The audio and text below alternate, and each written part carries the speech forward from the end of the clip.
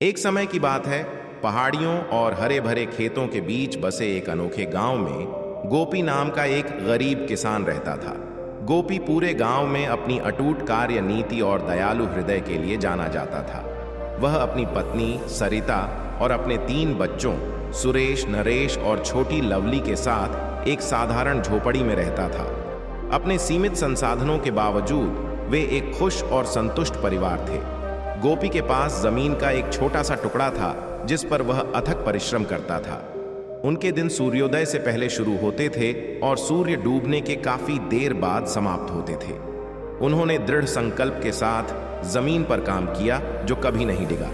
हालांकि उनकी कड़ी मेहनत के बावजूद उनके खेत से बमुश्किल ही इतनी उपज होती थी कि वे अपने परिवार का भरण पोषण कर सकें और धनी जमींदार का कर्ज चुका सकें।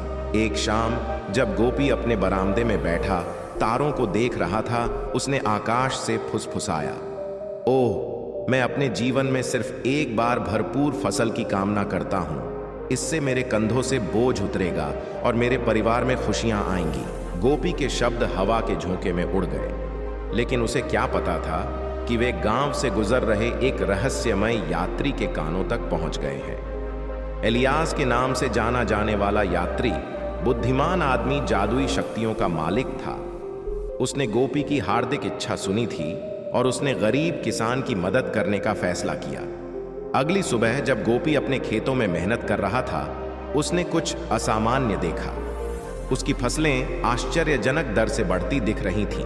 उसके मक्के के डंठल आसमान तक पहुंच गए, उसके कद्दू फूलकर विशाल आकार के हो गए और उसके सेब के पेड़ों पर इतने मीठे फल लगे कि इसे केवल जादू ही कहा जा सकता है। गोपी इस अप्रत्याशित इनाम से आश्चर्यचकित और बहुत खुश था। ऐसा लगा मानो उसके खेतों को किसी चमत्कार ने छू लिया हो। गोपी की चमत्कारी फसल की बात तेजी से पूरे गांव में फैल गई और जल्द ही दूर दूर से लोग यह नजारा देखने के लिए आने लगे। गोपी का एक मामूली सा खेत आश्चर्य और प्रेरणा का स्थान बन गया। गांव समृद्ध हुआ और गोपी के परिवार ने पाया कि अब वे संघर्ष नहीं कर रहे हैं, बल्कि आरामदायक जीवन का आनंद ले रहे हैं। हालांकि गोपी जितना अधिक सफल होता गया, वह अपनी साधारण जड़ों से उतना ही अधिक दूर होता गया। उसने अपनी नई मिली संपत्ति को अहंकार में लेना शुरू कर दिया। भौतिक संपत्ति प्राप्त करने और ग्रामीणों की प्रशंसा हासिल करने पर अधिक ध्यान केंद्रित करने लगा। उसने अपने खेतों की उपेक्षा करना शुरू कर दिया, यह विश्वास करते हुए कि वे अपने आप फलते फूलते रहेंगे। एक दिन जब गोपी अपने आलीशान घर में आराम कर रहा था, बढ़िया शराब पी रहा था, उसे एक आगंतुक मिला। यह इलियास नाम का यात्री था जिसने उसे यह चमत्कार दिया था। इलियास ने अपनी आंखों में उदासी के भाव के साथ गोपी की ओर देखा। गोपी, इलियास ने कहा, मैं देख रहा हूं कि तुम अपने भाग्य का सही मूल्य भूल गए हो। गोपी, जो घमंडी और अभिमानी हो गया था, ने उत्तर दिया, मुझे अपने खेतों के बारे में चिंता क्यों करनी चाहिए जब वे अंतहीन प्रचुरता से धन्य हैं। मैं अब गांव का सबसे धनी आदमी हूं और मुझे पहले की तरह काम करने की कोई जरूरत नहीं है। इलियास ने आह भरते हुए कहा, गोपी, सच्ची संपत्ति सोने या धन दौलत में नहीं मापी जाती है, बल्कि आपके परिवार के प्यार और दूसरों के प्रति आपके द्वारा दिखाई गई दयालुता में मापी जाती है। आप एक समय ऐसे व्यक्ति थे जो कड़ी मेहनत और विनम्रता के मूल्य को समझते थे, लेकिन अब तुम अपना रास्ता खो चुके हो। गोपी ने इलियास की बातों का मजाक उड़ाया और उसे विदा कर दिया। उसने चेतावनी से बेपरवाह होकर फिजूल खर्ची और ज्यादती का अपना जीवन जारी रखा।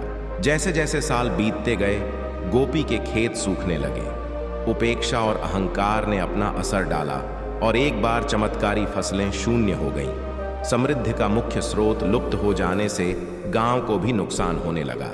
गोपी का परिवार, जो कभी संतुष्ट और घनिष्ठ था, अब लालच और नाराजगी से विभाजित हो गया था। उनके बच्चे बिगड़ैल हो गए थे और उनकी पत्नी सरिता की आंखों की चमक खो गई थी। एक शाम जब गोपी ने अपने बंजर खेतों को देखा तो उसे अपने कार्यों की गंभीरता का एहसास हुआ। भाग्य ने जो उपहार उसे दिया गया था वह उसने गंवा दिया और अपने परिवार तथा गांव पर मुसीबतें ला दी। पछतावे का बोझ उसके दिल पर बहुत भारी था और वह जानता था कि उसे सुधार करना होगा। नम्रता के साथ गोपी ने एलियास की तलाश की, जो बहुत पहले ही गांव छोड़ चुका था। उसने दूर दूर तक यात्रा की और उस बुद्धिमान यात्री की तलाश की जिसने उसे चमत्कार दिया था। कई महीनों की खोज के बाद आखिरकार उसे एलियास एक सुदूर जंगल में मिला। एलियास ने गोपी की पश्चाताप की कहानी सुनी और समझ गया कि किसान ने एक मूल्यवान सबक सीखा है। हल्की मुस्कान के साथ एलियास ने कहा, गोपी, तुमने धन का सही अर्थ फिर से खोज लिया है। जो नुकसान हुआ है उसकी भरपाई करने में अभी देर नहीं हुई है। इलियास ने अपने जादू का उपयोग करके गोपी के खेतों को उनके पूर्व गौरव पर बहाल कर दिया। इस बार गोपी ने कृतज्ञता और विनम्रता के साथ अपने खेत की देखभाल की, अपनी प्रचुर फसल को गांव के साथ साझा किया और अपने बच्चों को कड़ी मेहनत और दयालुता का महत्व सिखाया। जैसे जैसे साल बीतते गए, गोपी अपनी दौलत के लिए नहीं बल्कि अपनी बुद्धि और उदारता के लिए जाना जाने लगा। गांव एक बार फिर से फला फूला, चमत्कारों के कारण नहीं बल्कि उन मूल्यों के कारण जिन्हें गोपी ने अपनाया था।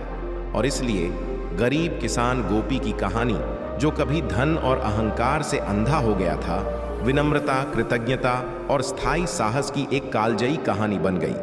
कहानी से सीख गोपी की कहानी हमें सिखाती है कि जब हम लालच और अहंकार में डूब जाते हैं तो जो वास्तव में मायने रखता है उसे नजरअंदाज करना आसान होता है। हालांकि विनम्रता के महत्व को फिर से समझने और अपनी पिछली गलतियों को सुधारने में कभी देर नहीं होती है। उम्मीद करता हूं दोस्तों, आपको यह हमारी छोटी सी कहानी पसंद आई होगी और इससे आपको बहुत कुछ सीखने को मिला होगा। इस कहानी को अपने दोस्तों के साथ भी शेयर करें और अपने फैमिली मेंबर के साथ भी शेयर करें ताकि उनको भी यह सीख मिल सके।